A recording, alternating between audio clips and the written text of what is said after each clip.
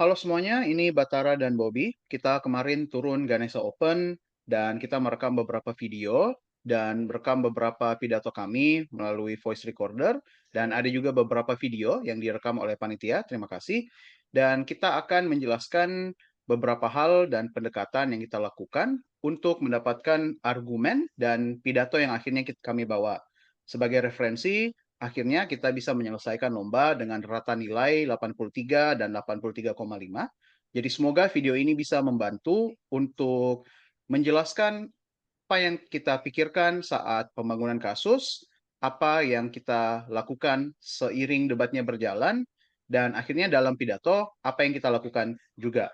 Di sini kita akan menonton video bersama, akan ada transkrip videonya di kiri, dan kelihatan memang ini dalam bahasa Inggris, tapi kita akan membahas pendekatan dan pemikiran kita menggunakan bahasa Indonesia untuk membantu teman-teman di debat Indonesia melihat apa pendekatan yang bisa kita gunakan menggunakan standar dan ide-ide dari debater internasional juga.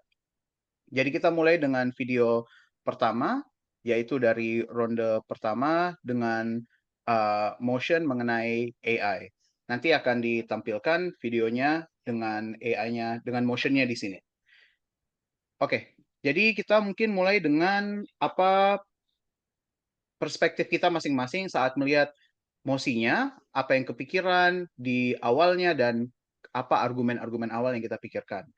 Mungkin dari Bobby dulu. Yang kepikiran waktu itu pas round pertama gimana, Bob? Um, Kalau Batara ingat ya, pas kita case building, sebenarnya di menit pertama tuh kita agak, Mhm. mungkin nggak hoki, tapi kita langsung ketemu perspektif yang tepat. Which is, um, di saat aku mulai case building, aku biasa ngeliat nih, apalagi kalau misalkan di tim penutup, aku langsung ngeliat kira-kira kesalahan utama tim pembuka tuh bakal apa gitu. Jadi di saat aku ngeliat Musi itu, perspektif pertama yang muncul di pikiranku adalah ini pasti tim pembuka cuman bakal ngomongin LLM atau Large Language Model. Nah, padahal sebenarnya AI itu memiliki banyak tipe. Jadi buat teman-teman, AI itu punya tiga tipe. Tipe pertama itu Large Language Model. Ini yang biasa kita gunakan seperti ChatGPT, di mana mereka tuh mungkin bisa nge-summary, bisa jangan dilakukan ya, tapi bisa nulis skripsi misalkan, atau pokoknya berfokus ke memproses bahasa, terus outputnya menjadi tulisan. AI kedua itu AI seperti Sora, di mana mereka berfokus kepada media gitu kan. Mungkin kalau teman-teman ngelihat nih gambar-gambar hasil proses AI, video-video hasil proses AI, sebagai contohnya nih di speech kita ambil contoh Fruit Love Island, pasti kalian pernah lihat lah speech tersebut. Itu tuh contoh tipe AI yang kedua. Tapi ada tipe AI ketiga, dan ini tuh yang paling menurut saya paling impactful dan mungkin sesuatu yang jarang orang bicarakan, which is namanya tuh agentic AI. Kan agentic AI itu gunanya apa sih? Mereka tuh lebih pintar. Mereka bukan cuma memproses bahasa, tapi mereka tuh berfokus ke analisa gitu kan. Sebagai contoh nih, ini salah satu bagian dari kerjaanku juga, di mana kayak kita menggunakan agentic AI untuk secara real time memproses transkrip meeting-meeting, lalu mereka bakal membuat analisa dari meeting-meeting tersebut. Bukan cuman outputnya bukan cuman analisa kayak oh apa itu namanya kayak diskusinya apa aja, tapi sampai ke detail ke analisa produk sebagai contohnya karena beberapa meetingnya ada meeting sales gitu dan lain-lain.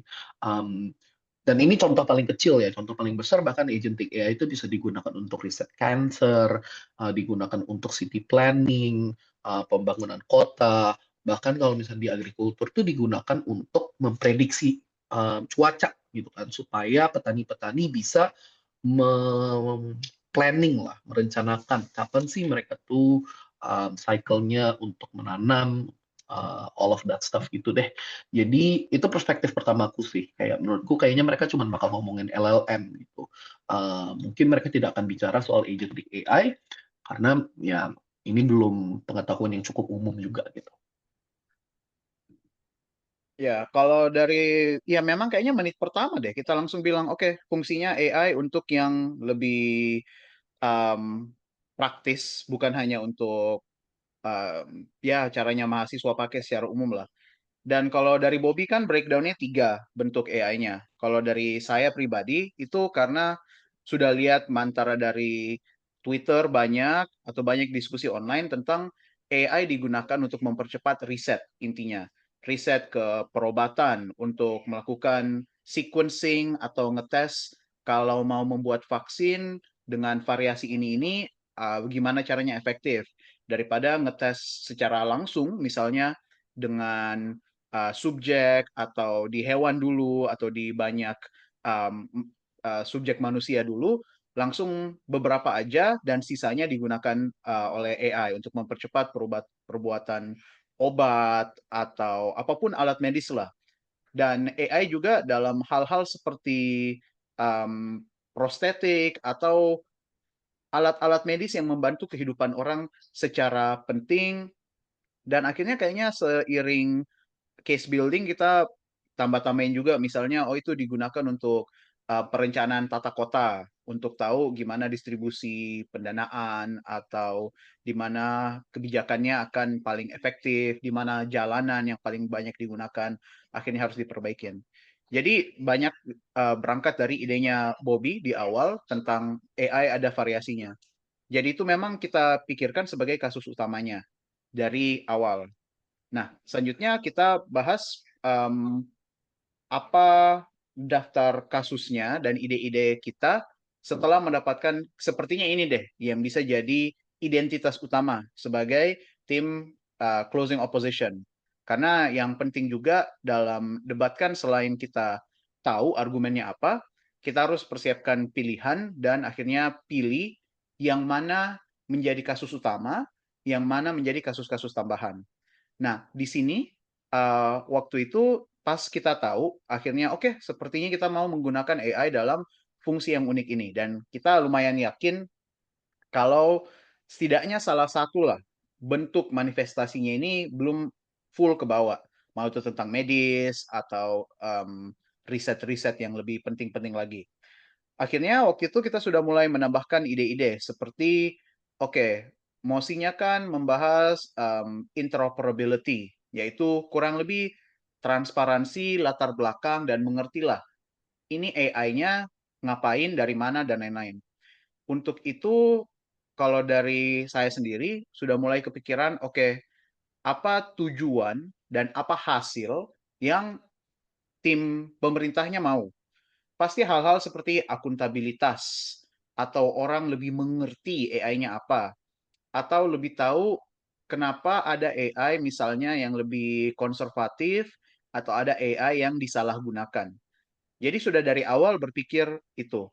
Nah, salah satu saran dari pelatih kita dulu untuk persiapan WWDC adalah kalau lawan mau mendapatkan sebuah manfaat atau menjelaskan ada kerugian tertentu yang harus diperbaiki, coba pikirkan apakah itu eksklusif hanya datang dari Mosinya.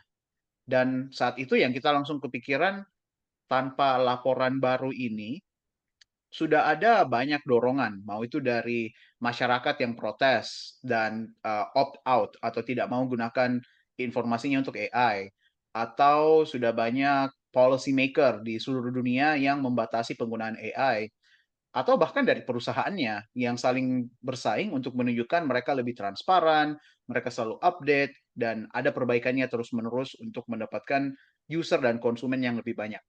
Jadi kita sudah pikirkan dari tim pro mau mempersiapkan itu sebagai kasus utamanya mereka, jadi kita siapkan alternatif. Karena kita evaluasi juga, ya di oposisi kita tidak mau sih untuk menghapus transparansi atau pengertian tentang AI, kita mau juga itu. Kalau kita nggak langsung terlalu keras bilang, kalau kita mau trade off, kita nggak apa-apa, dalam kasus terburuk kami, AI akan tertutup, black box, dan nggak ada yang bisa ngerti. Kayaknya nggak gitu deh di dunia nyata juga dan nggak strategis sepertinya. Makanya kita kepikiran seperti itu. Um, dan akhirnya kita juga pikirkan, oke, akhirnya yang didapatkan di tim pro itu kerugian apa? Yang kita kepikiran adalah kecepatan riset misalnya. Itu yang terlalu membebani dan akhirnya kita padat-padati dengan beberapa ide. Tapi itu sih yang aku langsung kepikiran untuk melengkapi kasus yang dari Bobby. Kalau dari Bobby gimana? Ada um, alur-alur lainnya? Jadi pertama menurutku ini ya kenapa aku sama Batara sama Omar tuh sebagai tim ya menurutku kita tuh bekerja sama dengan baik karena Batara tuh nge-fill in gap yang aku nggak kepikiran gitu karena aku nggak kepikiran sama sekali kayak aku sangat first speaker jadi aku nggak mikir tuh kayak pemerintah nanti nggak eksklusif gini gini gini menurut itu aku nggak kepikiran jadi kayak it's really good Batara kepikiran hal tersebut karena benar banget yang Batara bilang tadi mestinya ini bukan evaluasi apakah riset interpretabilitas AI itu baik atau buruk musti ini adalah ini sebuah requirement sebuah um, apa sih bahasa Indonesia requirement apa ya Syarat, syarat ya syarat. sebuah syarat untuk ngerilis AI kan yang berarti itu pemerintah bukan cuma harus menjelaskan benefit tapi mereka harus jelasin kenapa ini harus menjadi sebuah syarat.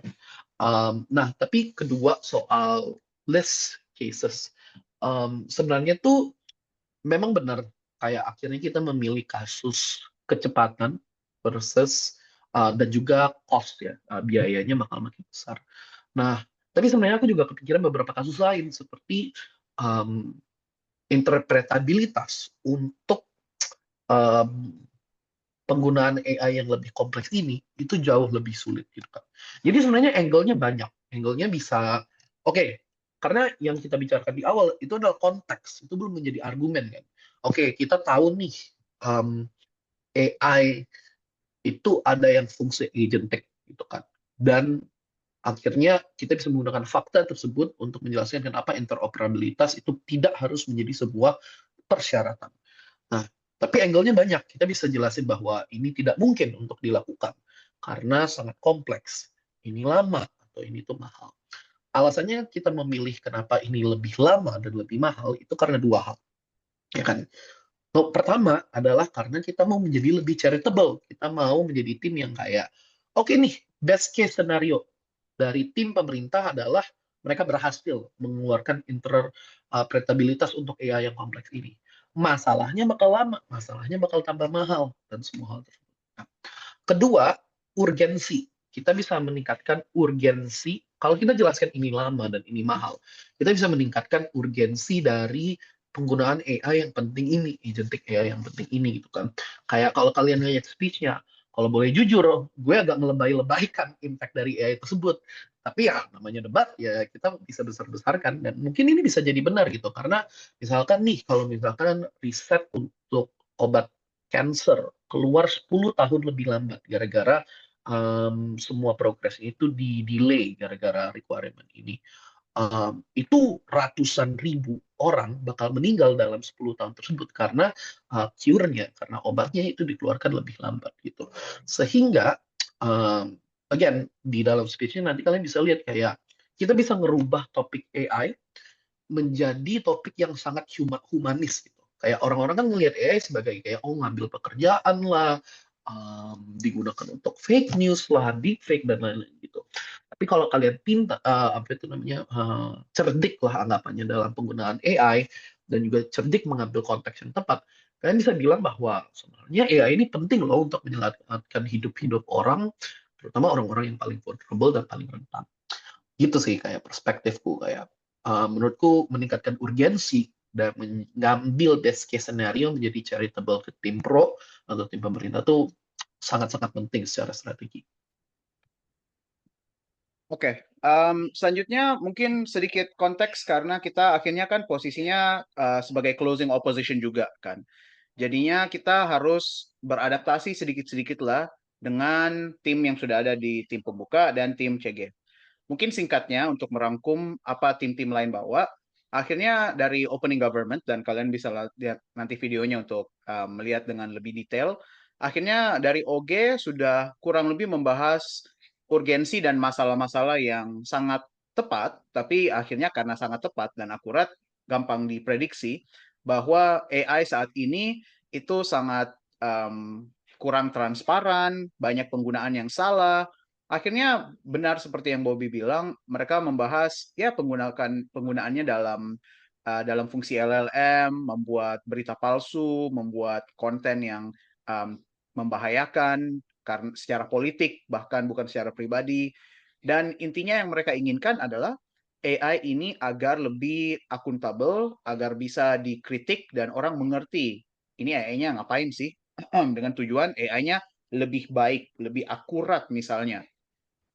CG, Closing Government, mirip lah. Mereka melakukan ekstensi dalam area yang sama secara vertikal untuk menjelaskan fungsi dari laporan baru ini adalah untuk membuat perusahaan AI dan AI-nya lebih akurat karena dulu misalnya ada salah informasi, salah mengerti, atau orang mengisi prompt-nya dengan sesuatu yang sangat terus terang dan jelas, tapi hasilnya betul-betul salah.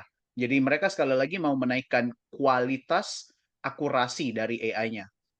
Dari oposisi pembuka, dari OO, juga sudah menjelaskan bahwa satu, ada bentuk-bentuk AI di saat ini yang sudah lumayan sehat dan tidak separah yang tim Pro bilang. Jadi mereka sudah ada juga keputusan yang mirip dengan yang kita ambil untuk membuat AI lebih rapi.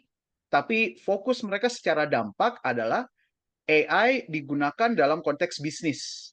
Misalnya seperti yang Bobby bilang tadi, merangkum laporan, mengumpul data, membuat koleksi informasi yang digunakan oleh petinggi-petinggi perusahaan, decision maker, untuk membuat bisnisnya berjalan lebih lancar, dan itu jadi dampak utamanya.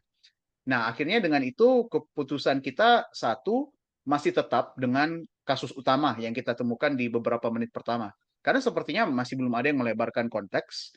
Dan kedua, seperti yang Bobby bilang tadi, kita membandingkan dampak dengan oposisi pembuka, di mana kita berusaha menjelaskan dampak kita lebih humanis, jadi bukan hanya mengenai keuangan dan membuat orang kaya lebih kaya, tapi melawan tim pro-nya kita akuin yang mereka inginkan, kita tidak full menolak apa yang mereka inginkan, hanya kita mengkritik metodenya. Karena kan mestinya bukan melarang um, pengembangan AI sama sekali, tapi hanya proses untuk membuat ini menjadi syarat yang kita akhirnya bisa besar-besarkan bahwa ini mahal untuk dalam beberapa bentuk yang kita akan lihat nanti, lama dan sulit. Bahkan dari info slide-nya yang sudah ditunjukkan juga di sini, sudah disebutkan bahwa laporan interoperability ini tuh masih dalam tahap-tahap awal. Jadi orang belum terlalu mengerti bahkan gimana caranya dibuat. Seringkali orang agak kaget, bahkan orang yang buat AI-nya. Jadinya kita fokus ke hal itu yang sudah disebutkan di Mosi sebagai ini kerugian yang terbesar yang tim pro harus terima dan justifikasi. Apakah hal itu tidak apa-apa? Jadi mungkin itulah yang mindsetku saat membuat pidato whip-nya nanti sebagai P2 tim penutup untuk merangkum semua tim dan membuat kasus kita kedengaran paling kuat dibandingkan tim lain. Tapi kalau dari Bobby mungkin beda karena harus bawa kasusnya secara baru kan. Jadi kalau dari Bobby adaptasi pemikirannya gimana? Um, Sejujurnya mungkin tidak banyak karena tebakan kita spot on sih menurutku. Jadi di saat um, tim pembukanya bagus BTW. Aku nggak bilang tim pembukanya jelek, cuman apa itu namanya tim pembukanya hmm, seperti pada umumnya debater mungkin mereka pasti bakal membuat kesalahan yang cukup manusiawi, which is um, di saat mereka bicara soal AI, mereka cuma bicara soal AI yang paling dekat dalam hidup mereka gitu kan. Padahal sebenarnya mungkin tidak, karena kalau boleh jujur ya, aku juga menggunakan AI dalam kerjaan korporat saja gitu kan. Aku nggak melakukan riset untuk cancer, aku nggak melakukan riset untuk apa. Jadi dari sisi aku sih kayak adaptasi strategisnya mungkin nggak banyak dalam debat karena tebakannya udah langsung spot on gitu kan. Mungkin adaptasinya cuma satu sih, which is apa itu namanya, bermain di impact gitu. Karena itu sesuatu yang aku baru sadari, kayak di saat debatnya mulai nih, tiba-tiba aku mulai sadar kayaknya impact-nya tuh masih terlalu fokus ke keuangan gitu, ke organisasi doang gitu kan.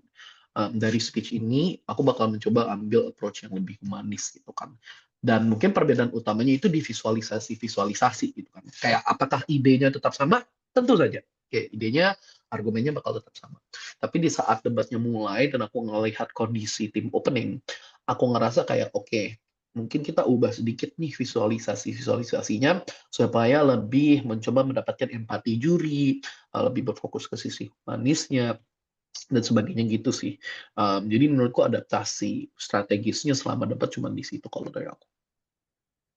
Oke, kayaknya sudah ya lumayan jelas. Mungkin juga ada kelihatan perbedaannya dari caranya aku sama Bobby mendekati debat secara umum dan pidatonya juga. Dan ini pembagian tugas yang bagus antara pembicara pertama dan pembicara kedua.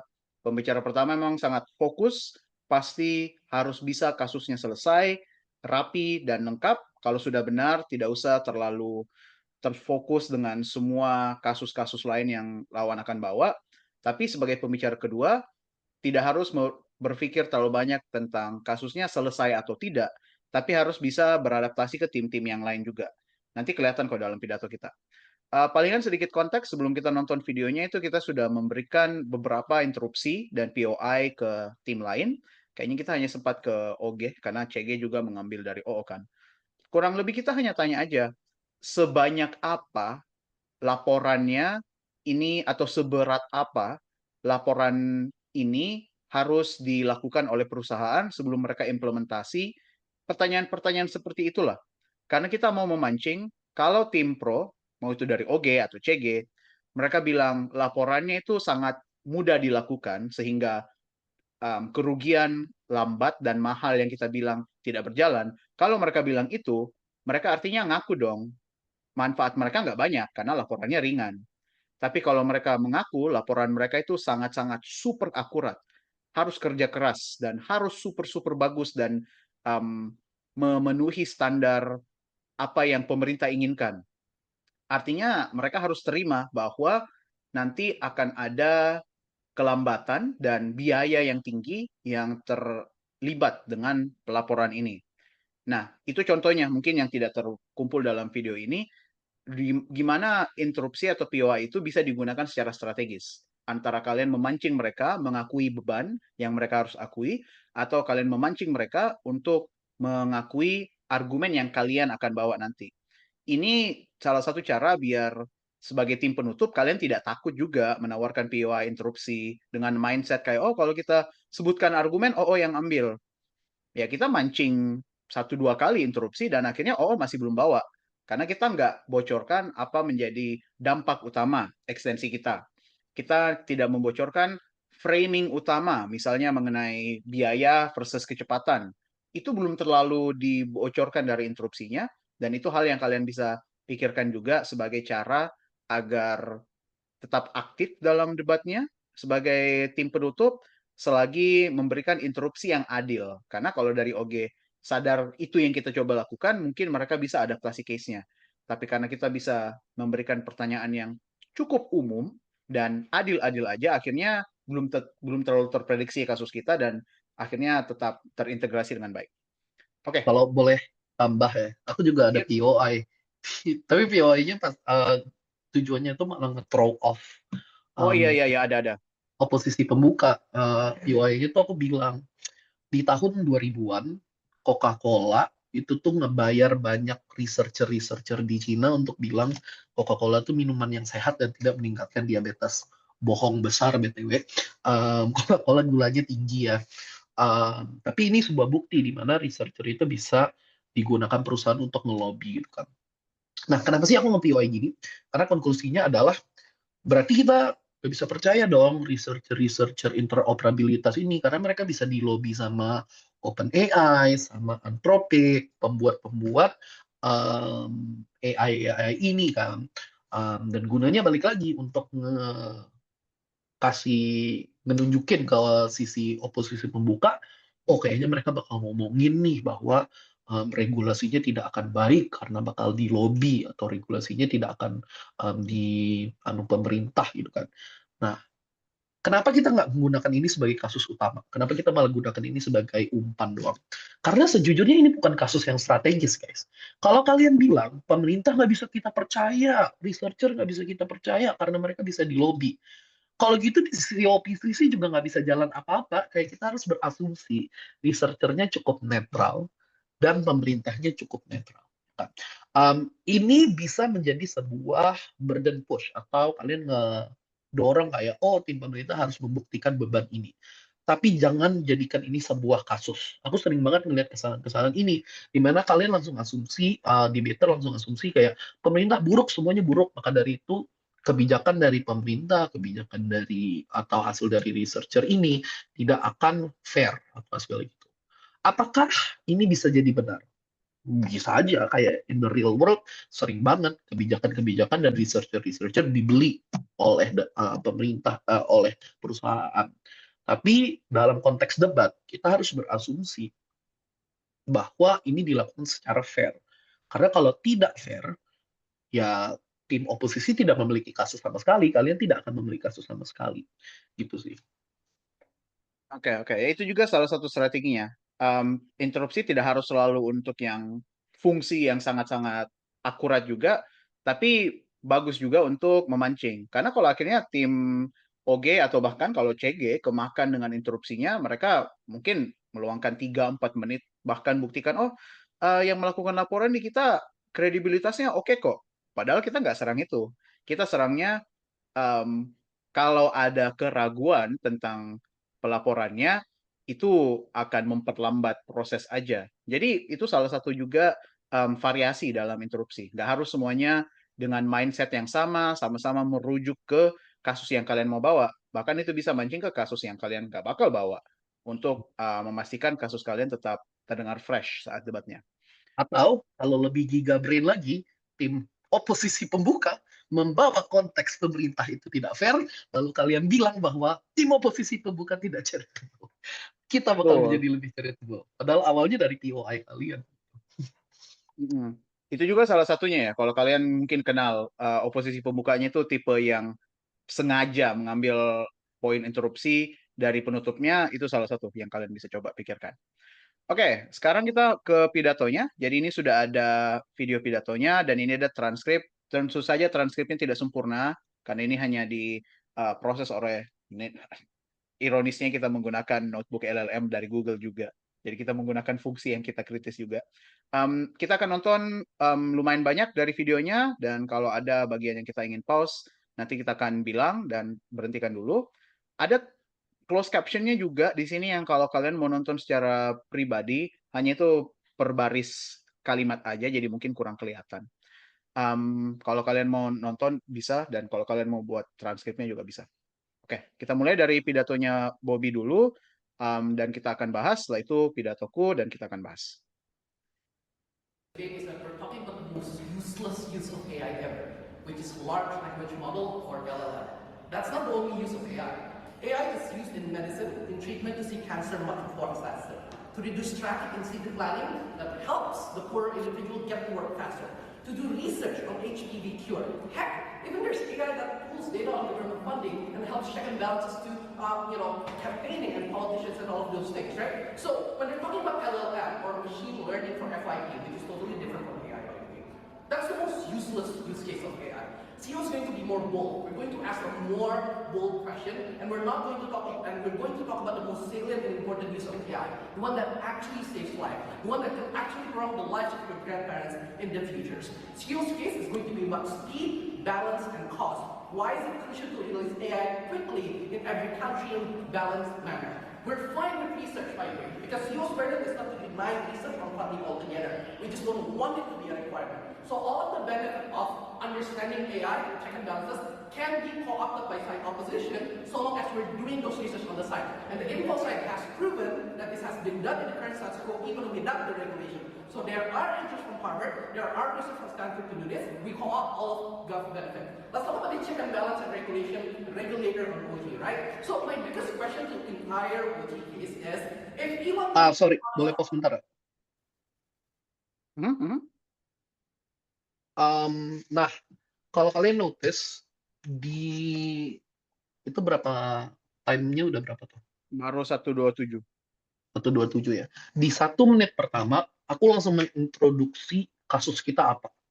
Ini tuh sangat-sangat penting dalam BP. Ini yang menentukan identitas tim kalian. Gitu. Bahkan kalau kalian lihat, aku udah langsung ngomongin AI untuk cancer dan lain-lain itu di awal. Padahal aku belum masuk ke argumennya, kan aku baru introduksi itu. Dan aku menghabiskan waktu 1 menit untuk ini. Kenapa sih sangat penting untuk melakukan ini menurutku? Terutama sebagai tim penutup bahkan ya. Karena dalam BP, dalam apa itu namanya 2v2 format seperti ini, hal yang paling penting itu adalah identitas tim. Dan aku di sini mau ngejual banget nih identitas tim CO adalah AI untuk menyelamatkan hidup orang-orang. Dan biasanya juri itu kayak ini hal yang sering orang public speaking sering bilang ya, tapi menurutku ini ada benarnya, which is atensi juri itu tuh paling fresh di 1 menit pertama. Jadi di 1 menit pertama kalian udah harus mendapatkan attention mereka dengan ngebawa konteks dan identitas tim. Gitu. Nah ini sesuatu yang menurutku mungkin sering dilupakan oleh teman-teman, which is kalian langsung jump into argumen atau langsung ke rebuttal dan lain-lain sebagainya gitu. Setiap ngelakuin speech, aku selalu mencoba melakukan sebuah introduksi. Kayak kalian mungkin ngelihat itu sebagai useless. Aku ngabisin 20 detik, 1 menit untuk introduction. Lalu bisa rebuttal, bisa bangun argumen. Enggak. Itu yang menentukan apakah juri ingat identitas tim kalian apa atau enggak. Gitu. Karena balik lagi, debat tuh tidak selalu pure soal argumen yang berlayer. Ironis ya kalau datang dari aku. Tapi ini aku bener kayak argumen itu bukan soal rebuttal dan argumen yang memiliki lapisan banyak dan memiliki layer banyak, tapi itu juga soal mempersuasi orang-orang gitu kan. Dan ya sangat penting untuk memiliki identitas tim dan untuk mendapatkan attention juri di 1 menit awal tersebut. Gitu. Ya, kita lanjut. Lanjut. Pro-right-wing output that says they're doing white genocide in South Africa and they're run wild and scot-free in the current status quo. Why do you think the regulation that is created on their side, that is created by Republican, that is created by Trump, that is created by beautiful Demoy president, would be in any way good to the people? I think this is already better than OO's mitigation, because OO just says it's impossible to do it. We're going to say it is possible to do it, but there are lobbying. This is prone to government propaganda. This is prone to researcher being prone to lobbying from corporations and all of those things. That will are benefiting on CG. I think CG kind of missed the mark here. I actually think it is beneficial to understand AI on CG, but this is not a debate about the benefit, right? We're not comparing the benefit. They need to explain why it specifically needs to be the requirement and they don't do that. So CO case is simple. Nah, sebelum Bobby masuk ke kasusnya dan kita akan dengar gimana caranya dibuktikan, itu juga contoh ya. Kalau kalian bandingkan ke tim pembuka kalian. Satu, tentu saja bukan knifing. Akuin kasus OO-nya, opening kalian kemana. Biarpun menurut kalian itu bukan yang paling penting, jelaskan kenapa kalian lebih penting. Bukan kasus OO salah di sini dan mereka jahat ke pemerintah. Tapi tadi lumayan adil aja. Dari OO ambil arahannya bahwa tim pro tidak mampu melakukan pelaporan ini. Dari kita hanya merespon dalam sudut pandang yang lain. Biarpun mereka bisa membuat laporannya, ada kerugian lain yang mereka dapatkan. Jadi itu contohnya juga agar kalian bandingkan ke tim pembuka, terutama yang sudah bagus, yang tidak salah juga. Jangan kedengaran kayak, sangat jahat dalam melakukan ini, dan penjelasan lain yang menjelek-jelekkan tim pembuka kalian. Jelaskan saja kenapa tim kalian lebih baik dalam beberapa aspek. Jadi ya itulah mungkin arahannya. Oke, lanjut ke pidato utamanya dan ini sudah masuk case-nya. Development will be longer, more expensive outside government, right? Why is it going to be much more expensive? The first reason here is that there's no reason at all. The info site already says it is, right? The info site literally says the research on AI interpretability is in its early stage. So already intuitively, for the info site, I don't even need to prove this to you, right? It's already going to be longer, it's going to be much more expensive because it is still in its early stage. But because I'm a masochist and I actually like proving argument, there are 3 reasons why. The first reason is because there are imbalanced research capacity within that. Oke, boleh dipas nggak di sini? Oke, jadi menurutku di sini ada 2 perspektif yang aku mau share. Nomor 1, terkadang kalian tidak perlu serobas itu untuk membuktikan sebuah argumen, karena bahkan dari info site dan musinya udah menunjukkan hal tersebut gitu kan. Kelihatannya mungkin begitu ya, kayak oh ya udahlah, kayak info site-nya kan udah gitu, aku nggak harus nge-proof. Tapi enggak gitu. Kayak apa itu namanya? Sangat penting juga untuk kalian melakukan the logical work secara ya menjelaskan secara analisa dan secara logis kenapa sih bakal lama dan bakal makin mahal gitu. Karena info slide itu sesuatu yang bisa diinterpretasi beda-beda setiap juri, setiap orang-orang dan sebagainya gitu kan. Karena itu untuk menghindari dan memitigasi interpretasi yang subjektif, kalian harus do the logical work, melakukan pekerjaan analisa dan logicalnya gitu kan. Nomor dua, sebenarnya sebuah personal target untukku sendiri juga ya. Aku mau mencoba di setiap speech ada 1 atau 2, 3 jokes. Kenapa? Karena debate is literally not serious, guys. It's one of the most unserious sports ever. It could be serious, but like what I'm trying to say here, yang aku mau bilang di sini adalah kayak nggak apa-apa gitu loh, kalian have fun with your speech. Iya, gue manggil diri gue sendiri masokis. Gue bilang kayak, dan ya I'm being honest, kayak ya gue suka nge-prove argumen, analisa argumen dan menggunakan logical reasoning. Dan ya udah, gitu. I'm just gonna incorporate humor right into my speech. Jadi ya lumayan lah ya, kayak di beberapa ronde ada orang-orang yang ketawa. Kayak, menurutku di sini aku lumayan dapat a bit of flash here and there lah kayak untuk yang ini. So it's really important untuk have fun dengan speech kalian. Kalian bisa menginkorporasi sedikit humor dalam speech kalian supaya itu juga bentuk sebuah persuasi gitu kan, kayak gitu. Humor can do a lot lah untuk karisma dan persuasi argumen kalian juga gitu. So just saying that. Ya, dan sekaligus tambah ini juga, ini salah satu jebakan untuk debater antara mungkin awal atau bahkan sudah menengah, di mana kalau ada argumen yang menurut kalian lumayan nyata, sudah terbukti di dunia nyata, jadinya agak malas membuktikan. Tapi justru itu yang membedakan tim yang mampu mendapatkan hasil dan tim yang bisa melebihi itu. Karena dari aku sama Bobby, mungkin ini kita belum sebut tadi di waktu pembangunan kasus, prosesnya itu kalau kita sudah dapat ya kasusnya, kayak dari awal atau di tengah-tengah kita sudah menentukan, oh nanti dengan riset ini akan mahal dan lama. Prosesnya bukan, oke, move on, lanjut. Tapi itu Bobby akan menulis, mengetik, dan secara aktif tanya, apalagi nih alasannya kenapa lambat. Ini aku sudah ada 2 nih. Kenapa lagi kira-kira mahal? Kan sudah bilang lama karena info slide, karena prosesnya sulit. Apalagi ya? Jadi bahkan dari kita sebagai tim itu secara aktif pancing-pancing lagi. Argumen yang kita sudah yakin dan percaya benar, argumen yang menurut kita juri akan beli, kita tetap akan tambahin lagi. Karena di situ memang skill-nya ada. Jadi banyak orang yang tanya, oh gimana elaborasinya, pembuktiannya lebih banyak. Mungkin agak lucu, tapi sebenarnya salah satu jawabannya adalah dengan mindset kalian. Argumen kalian biarpun sempurna dan benar dan faktual, buktikan. Bukan hanya dari logikanya ditambahkan, tapi harus ada effortnya juga. Karena kalau kalian tulis 1 kali, ya udah. Jurinya mengetik 1 kalimat, itu aja nilai yang kalian dapat. Daripada dibandingkan kalau 4 atau 3 atau 4 pembuktian yang semakin meyakinkan gitu. Nah, jadi coba kita lihat nih. Alasan pertama dengan paling gampang ya membaca info slide-nya yang kayaknya banyak deh teman-teman ini yang jarang membaca salin dia informasi, padahal dari tim juri inti sudah sengaja loh membocorkan ide.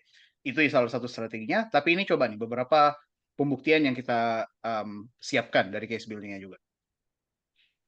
So think about it. In Indonesia, how Yale and Indian, they're great, but they're not as great as Harvard. They're not as great as Stanford and all of these things. So if you're developing AI, such as kata AI in Indonesia, the development is going to be much, much slower compared to the one in the US and the West world, because you don't have all of this, Harvard and Stanford graduate and researcher doing this research that is going to be much more faster, right? You're going to make it worse for development countries. So there are 2 scenarios here on the interpretability of government.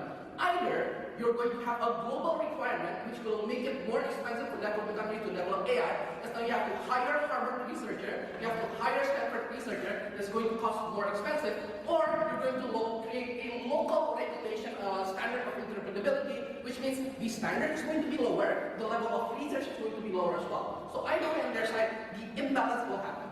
The second is that it is going to be longer. I think Ariel did a good job by saying that it is going to be longer. The only reasoning is that it's large variable. This is true. There are millions of variables to be considered by one, and you need to research every single variable and conclusion created by AI. And each model is different too. Think about it. Every AI creates different conclusion, and they need to think about and pick the one that is the best, right? There are millions of tests being run using AI. It's not just about the variable, it's the way the AI are being trained, the fact that it is using multiple millions of tests at the same time, right? This is especially true when it is most complex. Look guys, like if you're asking AI how to create codes on cloud, for example, like to create reels of like strawberries cheating on a banana and like birthing another hybrid strawberries and banana and all of those things, like those things are useless. But the one that is most complicated is researching when cancer happened, is researching when HPV, what type of HPV cure that can, and vaccine that can actually help the people at the end of the day. The third, and I think this is the most crucial, in this more. Boleh pause ya? Boleh pause? Yeah, I'm fine. Oh, sorry. So ini contoh di mana aku mengambil, karena menurutku tim oposisi pembuka ya, si Elgard sama Ariel, mereka tuh punya satu alasan dan reasoning yang bagus dan aku nggak bisa skip, which is untuk melatih AI. Kalau kalian mau nonton video soal cara pelatihan AI itu ada video yang bagus dari CGP Grey. Coba nonton itu ya. I don't know, mungkin kita taruh rekomendasi video di bawah. Bisa. Tapi what I'm trying to say here, yang aku mau bilang di sini adalah sebenarnya Elgar tuh udah bilang kayak cara membuat AI itu harus dilatih terus-menerus secara ribuan kali sampai mereka menemukan hasil yang benar gitu kan. Nah, aku tahu nih tim oposisi pembuka ngebawa argumen ini. Tapi aku cara supaya ini menjadi spesifik, karena lihat aja tuh, OO-nya udah nge-hear, karena mereka tahu ini tuh sesuatu yang datang dari mereka. Tapi di akhir, aku rubah konklusinya. Gitu. Jadi aku menggunakan reasoning yang sama, tapi konklusinya aku rubah. Konklusinya bukan karena ini kompleks, maka dari itu impossible, which is OO, apa itu main conclusion. Tapi konklusi kita adalah karena ini kompleks, dan specifically ini paling kompleks untuk penggunaan AI yang paling penting di riset obat-obatan, di city planning, dan lain-lain, hal tersebut jauh lebih kompleks. Karena itulah bakal tambah lama lagi. Karena itulah ini bakal menjadi lebih lama dibandingkan dengan apa yang tim oposisi pembuka bawa. Gitu kan.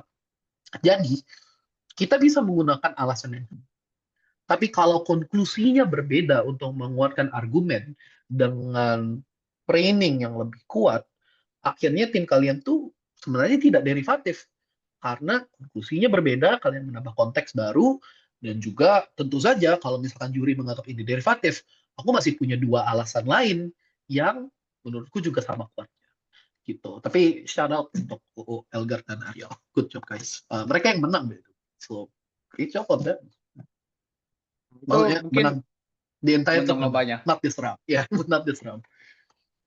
Untuk memperjelas mungkin di situ ekstensinya artinya kita ada beberapa bagian yang bersifat vertikal yang memang kita mengikuti apa yang sudah dari atas kita, dan nanti tapi secara dampak kita horizontal, kita menggeser, kita mengambil haluan yang lain. Jadi mungkin itu untuk sedikit teorinya untuk kenapa dari Bobby bisa mengutip OO tapi tetap mendapatkan nilai yang tambah. Jadi bukan berarti kita full mengikuti atau bilang argumennya sepenuhnya benar, tapi apa yang bisa ditambahkan selain itu.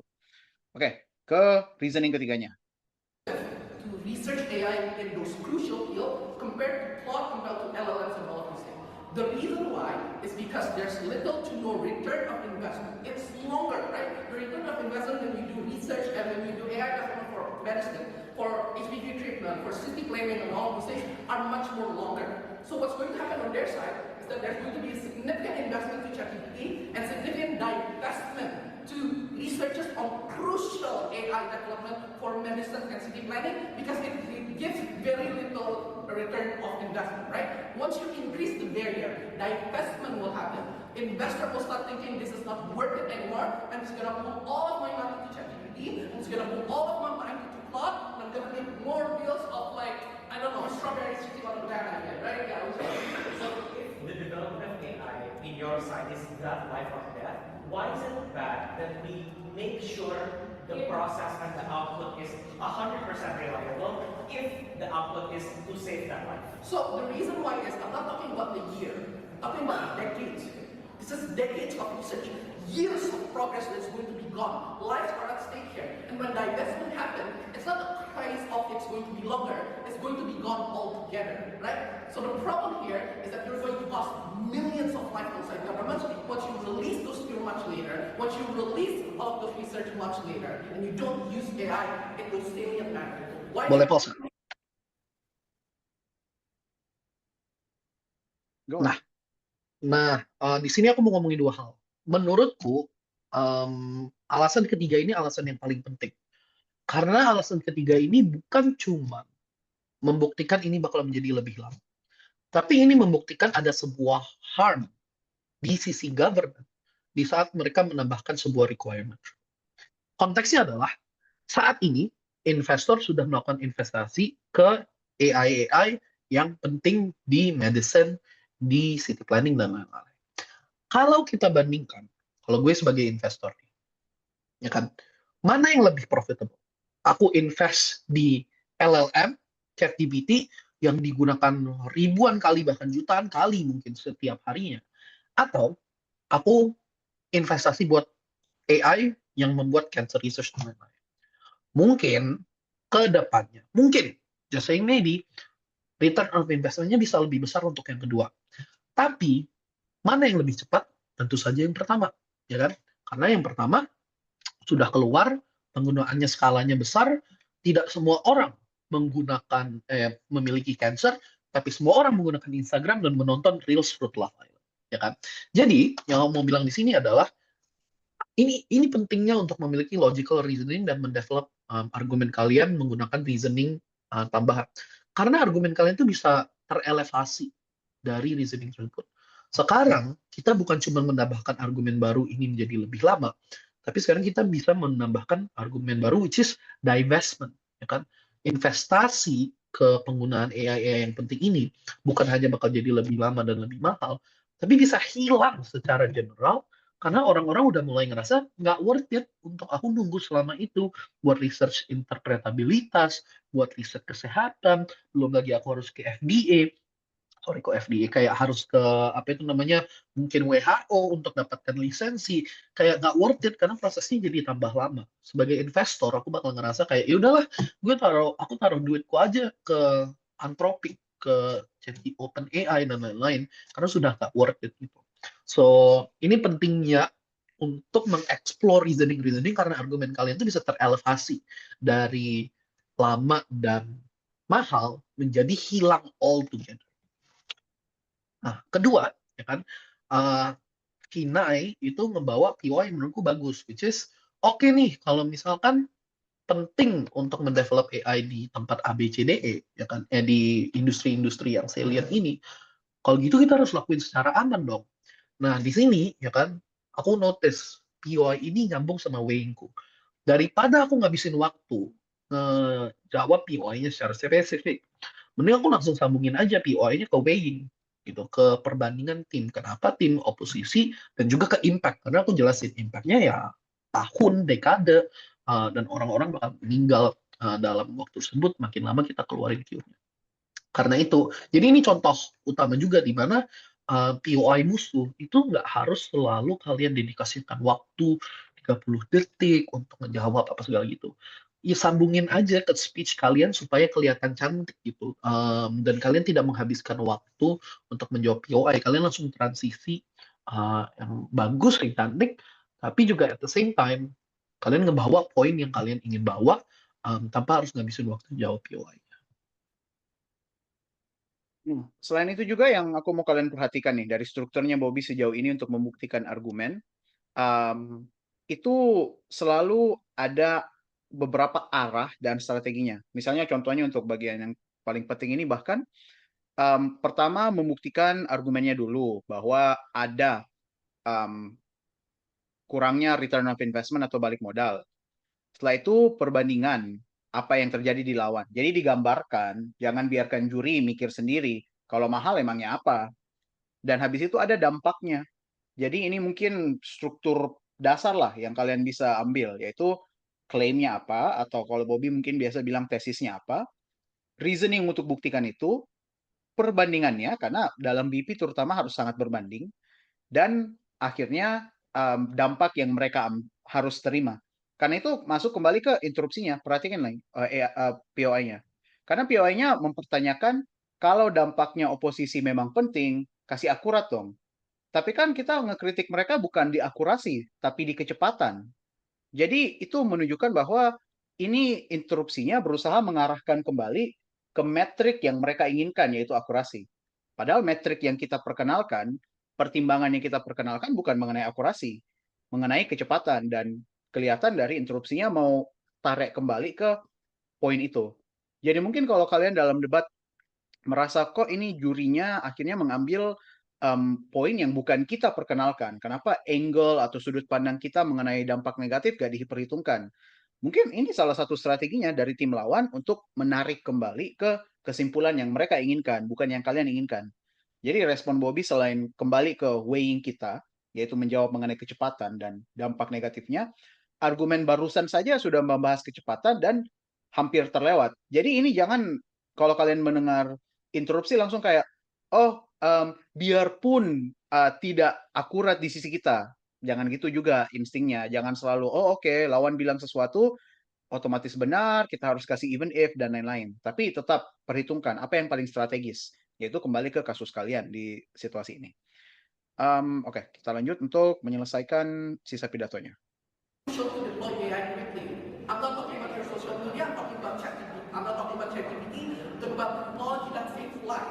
Balance is important to reduce dependency so that Indonesia doesn't depend on the US anymore to create AI and sell off our data to the US, right? You need to have balanced development and regulation to begin with. This is where sovereignty happens. Cost is crucial. You need to reduce the barrier of entry of AI investment to this important field so that this research and this AI development happens to begin with. The weighing is simple. It is Ben Shapiro, but smarter, right? Life doesn't care about your feeling. You might be triggered by AI bot outside government, right? You might be feeling like, no, AI is not regulated and all of those things. And you give a shit, right? So long as, but if your grandparents might practice, when your peers are facing colon cancer, the blue-collar worker that has to go late to work because of traffic and be fired the next day, all of those lives are at stake outside opposition. So I don't care about check and balances. I don't care about your feeling. Lives are at stake here. That's why it's a big deal. Oke, nice. Itu endingnya. Dan ya, menurutku akhirnya yang paling kelihatan, mungkin kalau sudah ada humor di selang-selingnya juga, kalau kalian seriusin di ujungnya atau di beberapa bagian, bisa juga untuk membantu. Oke. Selanjutnya akhirnya mungkin untuk merangkum aja, ada beberapa respon dari Government Whip kepada pidato Bobby dan nanti akan terekap dalam pidatoku ini. Mungkin sedikit pendekatan untuk pidatoku itu selalu sebagai yang aku lakukan ya, setidaknya dari praktekku sendiri, itu selalu tim per tim. Urutannya, tim yang mana dulu, itu tergantung dari dinamik debatnya. Bahkan kalau jujur saya agak lupa urutannya yang di pidato ini apa. Tapi sebelum itu ada perkenalan utama untuk antara sepenuhnya menjatuhkan lawan atau biasanya menjual ekstensinya. Pada kesempatan ini nggak harus dijual ekstensinya dan argumen barunya karena masih lumayan berbeda, belum dinegasi atau ditolak sepenuhnya oleh pembicara kedua lawan. Jadi di sini saya akan lebih banyak berusaha untuk membuktikan kenapa tim lain tidak menang dibandingkan kenapa kasus kita utamanya menang. Kasus kita itu akhirnya menjadi rujukan dan highlight, tapi bukan fokus untuk analisisnya. Karena dari pidato Bobby sudah banyak membuktikan argumen kita. Jadi ini sering banyak yang banyak tanya, gimana caranya sebagai pembicara kedua dapat nilai yang oke juga, bahkan setidaknya mendekati atau sama dengan pembicara pertama. Ya semoga kelihatan di sini ya, karena di sini memang tujuannya bukan untuk memenangkan kita dengan kasus yang baru atau semakin mendalami kasus kita bahkan. Ini memang untuk engaging dan merespon ke tim-tim lain. Kalau aku boleh tambah ya, menurutku kita sempat ngomongin ini juga di ronde semifinal, mungkin pas kita breakdown ronde semifinal bakalan. Kalian tuh harus percaya sama teammate kalian. Kalau kalian notice, responku ke tim musuh tuh dikit banget, kayak 1-2 kalimat doang. Kenapa aku gitu? Karena aku percaya Batara bakal ngerespon gitu. Aku sering banget ngelihat speech member setengahnya respon, setengahnya argumen. Wah, itu sulit bro, karena akhirnya identitas tim kalian nggak kelihatan gitu. Kalian nggak cukup waktu buat ngejual identitas tim gitu. Jadi kalian harus percaya, whipku bisa ngerespon. Dan kalau misalkan mungkin ada, aku tahu nih di NUDC lomba nasional mungkin seringkali ya kan ada imbalance antara kemampuan satu tim dan lainnya, dilatih gitu kan. That's the point of training, itu gunanya kalian ngelatih. Karena pada akhirnya mungkin kamu sebagai individu bisa mendapatkan skor yang tinggi, mungkin aja, tapi VP-nya nggak akan nyampe gitu kan. Kayak pada akhirnya menurutku yang lebih penting adalah nge-break gitu, karena kalian bisa nge-share hasilnya sama-sama dengan teman kalian. Sama dengan Batara, Batara percaya aku bakal ngebawa argumennya, bakal nyelesain argumennya, aku bakal weighing, dia fokus respon juga gitu. Jadi team chemistry itu tuh juga sesuatu yang terlihat dari konten kalian gitu, itu bakal nge-effect konten kalian. Karena itulah menurutku aku sama Batara have great success gitu, karena kita berdua percaya sama satu sama lain. Dan ada aja momen di mana aku nggak selesai mungkin argumennya, atau ada aja momen di mana kayak Batara perlu nambah weighing-weighingnya atau impactnya. Ya udah nggak apa-apa gitu kan. Aku percaya juga Batara bisa nge-fill in that gap. Tapi for the most part, kita percaya with each other bahwa we'll do our job, kita bakal ngelakuin kerjaan kita, dan semuanya bakal komplit sehingga kita bisa fokus ke yang harusnya kita lakukan dalam speech, dan speech kita masing-masing itu distinct dan berbeda gitu. Dan ya untuk maksudnya juga percayaan juga ya, kalau dari aku percaya Bobby pasti selesai kasusnya.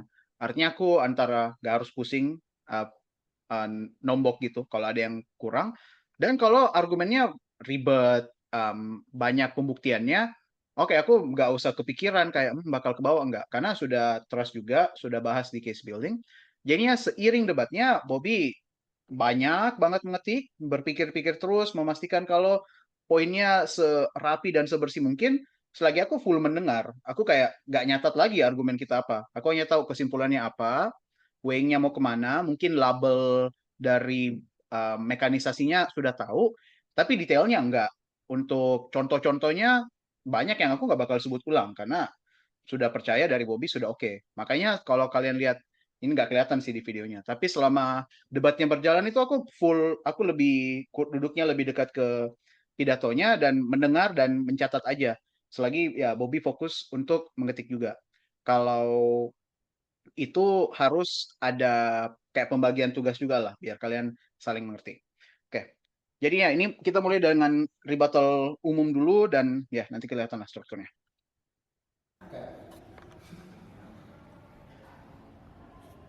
I think the simple way we can really use to take out a lot of government case is gut check. To what extent do they increase the accuracy? If every single iteration of ChatGPT already increases the accuracy 10%, let's say it's about 90 now, 85 now. Number one, how do you even guarantee they get 100% accuracy? InfoSlide says this whole model is still in its early stages. We don't know to what extent they increase it. But second, that slight increase in accuracy, how is that weighed more importantly than either the speed or our biggest extension, the cost of spending time doing this research, being able to list out every single source of this AI? To what extent is any of that impact worth it to all of the costs that they will be introducing? That is the main conclusion that takes them out. Let's engage one by one. I'll do a government bench. Nah, lagi nih. Kali ini bukan menjual, ini sebagian menjual extension kita. Tapi yang lebih penting adalah memberikan kesimpulan paling gampang ke juri mengenai kasus tim pemerintah sebenarnya apa sih. Argumennya dijelaskan dengan baik, relevan kok, dan buktinya mereka dapat nilai yang bagus juga, kan. Dan karena memang, tapi kalau kalian analisis lebih baik, istilahnya ini gut check, maksudnya kayak cek secara dunia nyata aja lah. Maksudnya apa nih? Kita pertanyakan aja, akurasinya naik sebanyak apa, karena memang itu kesimpulan mereka. Dan kedua, bandingin, oke, biarpun ada, even if ada, itu masih tidak worth it dengan kasus kita juga. Jadinya itu salah satu cara kalian masuk bukan dengan menjual kasus kalian, tapi mengurangi kasus lawan secara kesimpulan utamanya. Ini ya sekali lagi, kalau mau perhatikan aja, lawan memangnya betulan bilang apa sih? Jangan hanya mendengar argumennya apa, layernya apa, contohnya apa. Tapi pikir baik-baik, apa yang mereka mau bandingkan dengan apa yang kalian mau. Itu cara lain untuk masuk ke kasusnya bukan untuk menjual CO, tapi untuk mengurangi lawan secara keseluruhan gitu. Oke, kita masuk ke respon ke Oge dulu. compared to open. First, open government talks about the idea of accountability, right-wing content.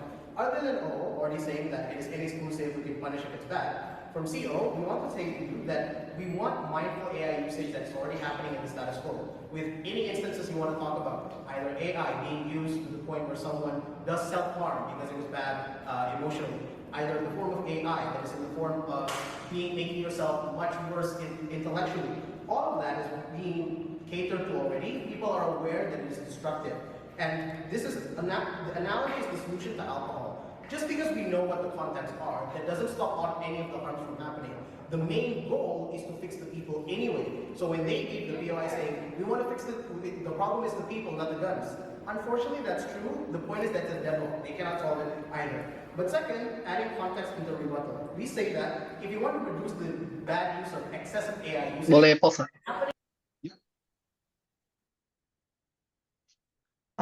Menurutku di sini ada poin yang sangat penting, which is jadi sedikit konteks. Kita merasa ada tendensi juri-juri sekarang untuk harus divisualisasikan banget kayak setiap layer dan logika. Nah, mungkin ini agak berbeda dengan standar juri internasional. Aku nggak bilang ini satu lebih baik atau satu lebih buruk dari lainnya. Tapi ada perbedaan soal cara meyakinkan juri ke sebuah argumen di mana di Indonesia harus ada visualisasi yang anu banget kan. Nah, kalau boleh jujur, caraku dan cara menurutku juga Batara tuh certain extent berdebat, kita mungkin tidak segitunya soal visualisasi. Ya, kita mencoba tentu saja, tapi tidak se-step by step dan sedetail itu. Nah, jadi salah satu diskusi yang kita lakukan bahkan sebelum GO mulai, ya kan adalah kita mau hasilnya bagus, tapi bagaimana ya? Kan kita agak beda ya preferensinya. Mata nanti hasilnya nggak bagus sih. Kita harus cari cara nih untuk visualize, lakukan itu secara step by step. Tapi kita wanna do it in our own way, kan? So for me, karena aku akhir-akhir ini lagi suka baca sama suka nonton video informatif gitu, cara aku nge-visualize adalah aku pakai contoh real life gitu kan. Kayak di speechku tadi aku bawa Elon Musk mendevelop Grok, mau melakukan white genocide apa segala gitu. Terus all of that stuff gitu lah. Kayak aku mulai mencoba pakai contoh. Nanti mungkin kalau kita ngomongin yang emosi US bakal lebih kelihatan juga. Nah, menurutku yang Batara lakukan di sini tuh bagus banget, which is dia menggunakan analogi.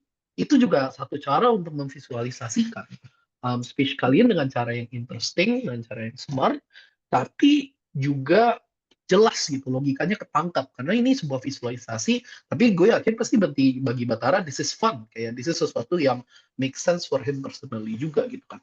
So, apa ya, gue ngerti kalau misalkan preferensi juri itu berbeda-beda ya. Juri Indonesia, juri internasional, bahkan internasional pun kita tidak bisa treat sebagai monolit.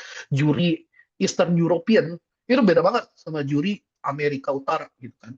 Nah, kalian harus mencari cara untuk merubah identitas speech kalian. Bukan merubah identitas speech. Memastikan kalian tuh bisa nyampe gitu kan. Ide-ide kalian tuh nyampe ke juri-juri ini berdasarkan preferensi mereka, tapi you still need to do it in your own way. Kalian harus cari cara sendiri supaya itu tetap fun gitu. Karena debate akhirnya nggak fun kalau kalian cuma menyenangkan orang lain. Gitu. You need to find the balance between gimana aku bisa membuat juri ngerti sesuai preferensi mereka, tapi I'm still doing it in my own way. Gitu sih. Nah, ini juga untuk tunjukin mungkin arah rebuttal-nya biar kita ada bedanya. Kalau dari Bobby, karena ekstensinya membahas kecepatan sebagai positif dan kecepatan sebagai negatif di sisi lawan, kalau dari aku, responnya untuk melengkapi itu. Kalau memang jurinya akhirnya tetap diyakinkan oleh penggunaan AI yang bagus, makanya aku sediain alternatif. Di sini alternatifnya adalah orang sudah sadar-sadar diri untuk mindful dan tidak terlalu pakai AI.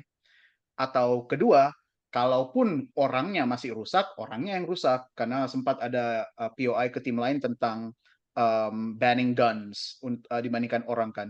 ya sama aja. Kalau masalahnya orang, itu netral aja di sisi mereka. Akhirnya solusi mereka tidak tercapai juga. Perhatikan kalau ini banyak responnya masih belum terlalu dikaitkan dengan ekstensi kita yang utama. Karena ini memang analisis dan evaluasi OG dengan sendirinya. Jadi itu yang kalian bisa bedakan juga antara web dengan pembicara pertama. Ini bisa sih dipersiapkan dari waktu case building. Kalau kalian agak memprediksi beberapa rebuttal, tapi seringkali ini harus seiring debatnya. Jadi ini caranya sebagai pembicara kedua kalian tetap bisa membawa kontribusi yang sangat relevan. Biarpun tidak langsung ke kenapa timnya menang, tapi kenapa tim lain kalah. Selanjutnya ini kita semakin melebarkan lagi insentifnya untuk menunjukkan, sekali lagi, kesimpulan OG tidak eksklusif. Naturally in the status quo. Sora just died a few days ago. Google pulled out their billion-dollar investment into OpenAI. All RAM is basically too expensive right now. So if they want to take up inaccurate, useless usage of AI, that is already happening. So we don't see to what extent they can get it. But second, their main goal about standards to ensure quality, and this is CG's extension as well. Number one, there's already market incentive to do that. If Grok is being very bad, people will use the newest form of ChatGPT or Cloud instead, or DeepSeek, or any of the other forms. So if you want accuracy, find something that's more accurate or appropriate to you. Second, even if you get this research, what do you do after? They cannot guarantee that the use cases are good. Let's say it's more accurate. Let's say the next episode of Fruit Love Island is more accurate. What's the point? They're just going to look like more realistic fruits. You don't see how they solve that problem. They only introduce the problem of cost into all AI forms. Jadi itu ya kesimpulannya lagi yang Bobby bilang juga. Ini visualisasi karena dari Bobby kan sudah banyak yang teknis dan kompleks yang beda dengan debatnya tentang LLM dan pembuatan media kan. Jadi di pidatoku ini lebih banyak contoh-contoh yang simple dan yang kalian lihat di sosmed. Karena aku mau main di dunia lawan, mereka bahasnya informasi mengenai video, mengenai akurasi dari teks dan pengetahuan. Jadinya aku main di konteks mereka juga, tidak dismissive, tidak merespon dengan negatif, dan memberikan contoh-contoh yang kepake sih semuanya. Ini hal-hal yang kalian lihat ini kayak Fruit Love Island ini aku baru lihat kemarin kayak ya Allah kenapa ini sih yang kita nonton sekarang, kayak aku jarang buka TikTok dan ini yang populer. Mending yang lucu lah, tapi ya itu contoh mungkin yang realistis tapi relevan juga. Ini caranya kalian bisa bikin ringan lah biar pidatonya dapat dimengerti di beberapa area. Tapi habis ini bakal ada contoh yang berat lagi yang mungkin kalau nggak dijelasin kurang dimengerti. Jadi itulah untuk meresponnya. Nah, lanjut lagi. Because they uniformly apply it because they never added a further model. But let's weigh out the bad content they talk about. Number one, even without AI, in the 2016 election, Trump won anyway without the uses of this form of AI. Political propaganda wins anyway. You can be racist without the example of the Black Vikings. You can be racist and drum up agendas without that. You can have sympathy for a political candidate that lost the presidency 4 times in a row, and they win anyway. You can use propaganda that's bad because people have low level of literacy and people think that tariffs are paid by the other people or a free food subsidy is enough to handle something. You can fool people anyway, so any of their harms don't apply. That's why it's made up. Comparative fluency. Nah, contohnya kalian mengerti lah itu siapa. It's a life and death situation. Definitely. Much more exclusive later on. And then same thing with CG. They talk about the idea of accuracy. Number one, for developers. We already told you, naturally, developers want to modify to make sure it's more used. If it is used badly now, and you're having like a lot of bad reviews, you will fix it anyway, whatever testing they have, you don't need to criticize it. But second, ironically what happens on their side, developers get a bigger burden, because they now have to do not just the AI model, they also have to research in the white box testing, and not the black box testing, which means they will have double the amount of research, double the amount of cost, a longer time to whip, so developers have a harder time implementing whatever new solutions they want, because they have to guarantee every single source and know exactly where it comes from. So the moderation on their side is to the point of it where it's too expensive.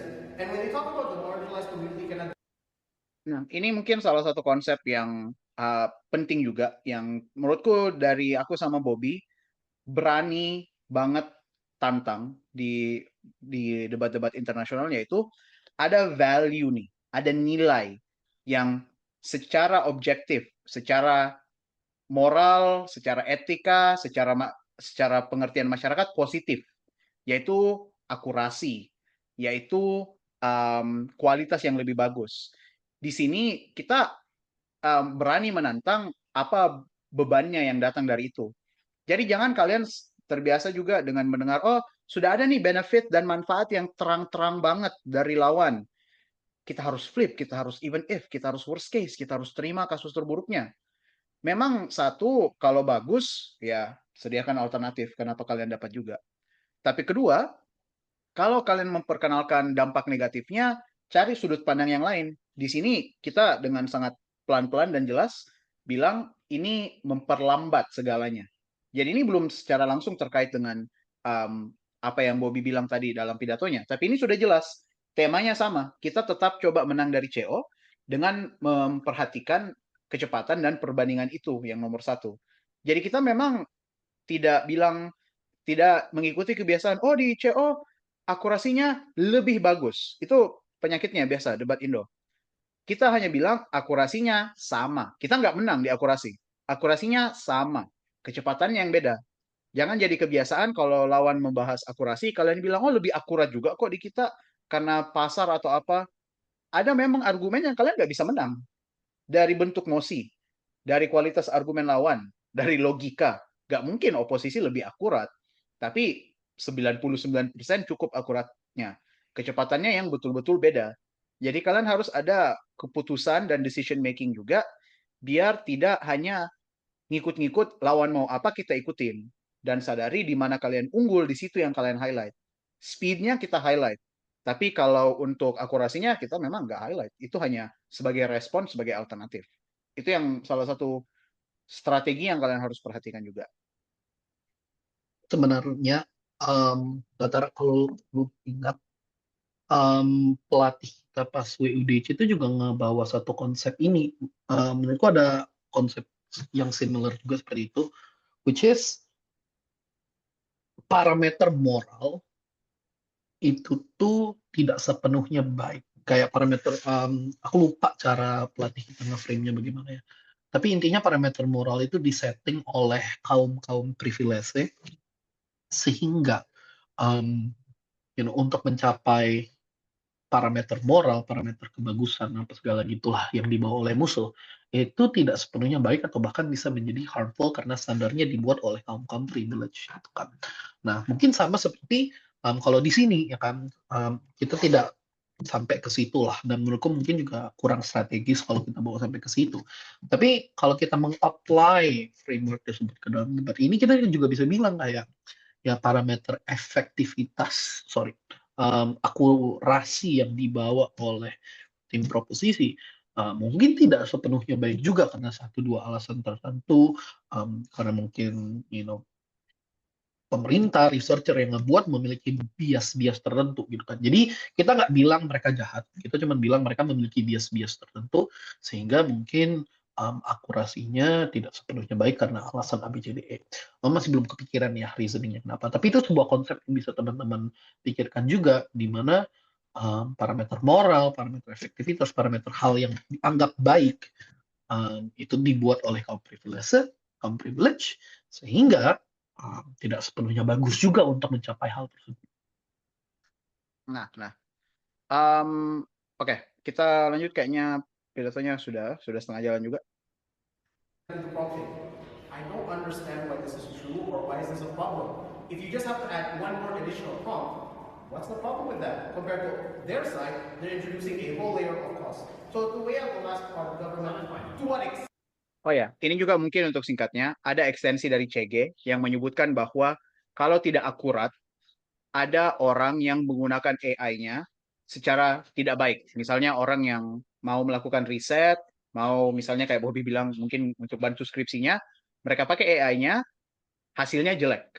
Dan akhirnya mereka kayak ngetik sesuatu, hasilnya bukan yang mereka inginkan. Itu responnya, karena argumennya menurutku bisa simpel aja. Logikanya memang kuat kok. ini tidak akurat, membebani orang. Tapi aku pertanyakannya, bebannya emangnya apa sih? Sebagai orang yang sering pakai AI juga untuk nge-prompt dan riset mengenai topik-topik yang bisa muncul di debat, kalau aku ada hal yang nggak akurat atau bahkan nggak rapi, aku tambahin aja, kasih lebih akurat dong. Itu aja. Makanya responnya sangat singkat ini. Padahal argumennya bisa relevan. Menurutku dari jurinya mengkredit dan memberikan nilai yang wajar juga kok untuk argumennya.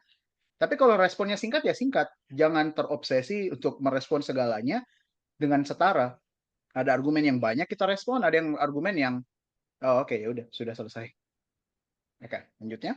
extent do you add accuracy? It's not clear. And secondly, what you get is just a lot more cost and a lot more hardware reporting. Before I go on. So if the output is symmetrically good, in the ideal case, the Fuji's the breaker is still the fact that we can guarantee the development is not just going to be better in the long run, but safer as well to make sure that we are safe and protected from all of the harms. The safety net still exists on our side.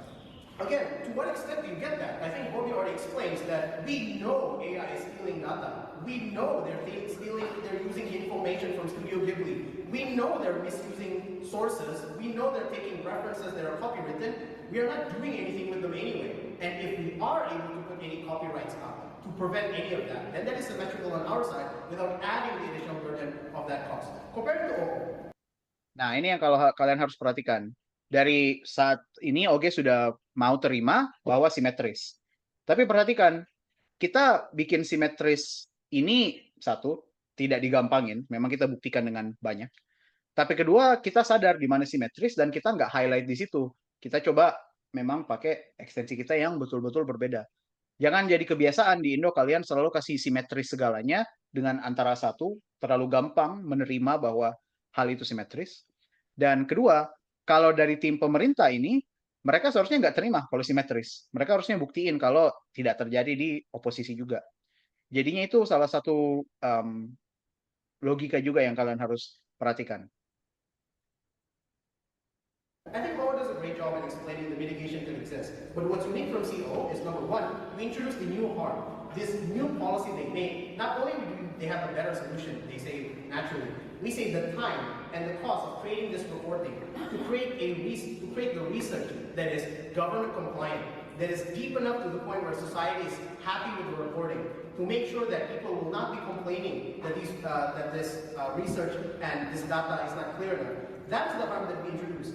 This means that what happens, so OO broadly engages in the bad usage, but that's a deadlock because they agree it happens and it's also costly and their solution takes time. On CO, our impact is the time and the cost. At best, they just have a false sense of security. On our side, the AI doesn't even get used. It gets stagnated and doesn't get used for better use cases. What are those use cases that are still valid?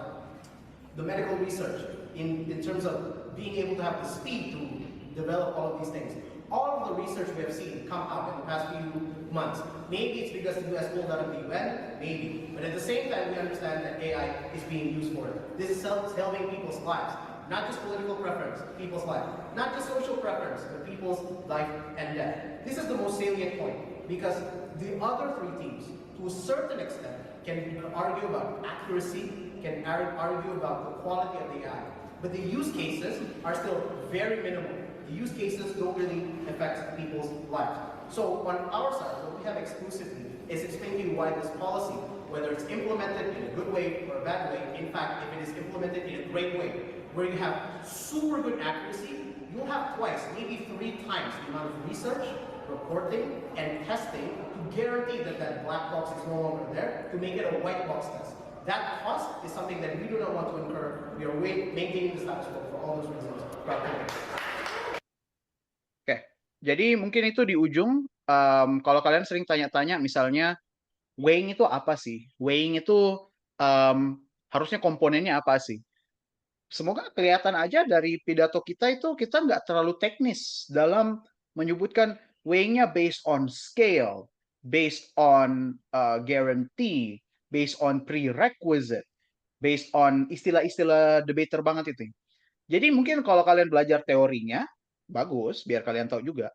Tapi ini weighing-nya kita kasih ya sangat akurat dan sangat spesifik. Karena kita nggak bilang, oh the scale on our side lebih besar daripada the scale on their side. the gravity on our side, their side. Kayak nggak harus juga seribet itu membuat membuat weighing-nya atau menggunakan teori yang terlalu berat juga.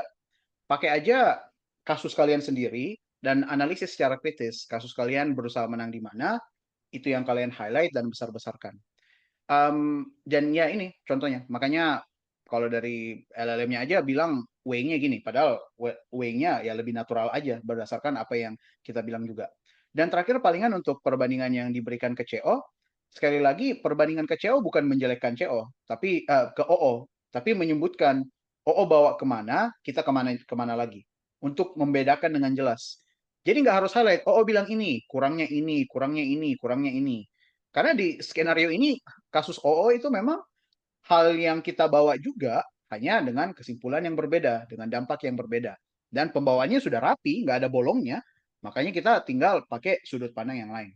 Itu mungkin yang bisa diambil sebagai bagian akhir. Jadi itu untuk pidatonya dan analisisnya. Semoga dari video ini kalian bisa pelajarin bagaimana kita pikirkan argumennya dari awal, dari proses case building sampai adaptasi dalam debatnya dan pidatonya. Untuk ronde-ronde lain kita akan rekam juga dan bagikan ke teman-teman untuk semua yang ada rekamannya. Dan semoga ini bisa membantu. Kalau ini mungkin bisa jadi patokan dan kalau kalian ada pertanyaan ya silahkan nanti di kolom chat kita akan di comment section nanti kita bakal jawab juga. Mungkin itu aja dari aku dulu. Kalau dari Bobby ada untuk menutup? Aman. Oke, itu dulu untuk video pertama ini di ronde pertama GO. Semoga ini bisa membantu. Nanti aku tunjukin lagi ballotnya di sini untuk kalian lihat juga hasilnya apa. Dan ya semoga ini bisa membantu. Bye guys.